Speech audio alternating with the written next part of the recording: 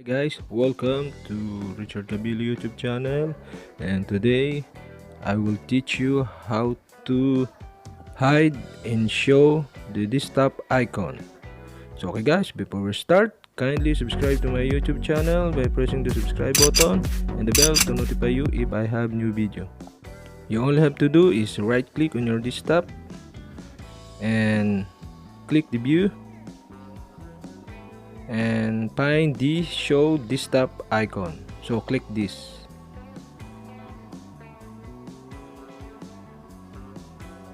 So okay guys, the desktop icon was disappear.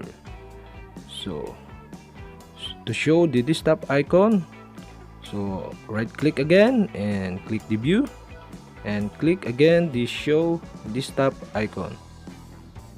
So okay guys, the desktop icon will be back. That's it guys, and thank you for watching.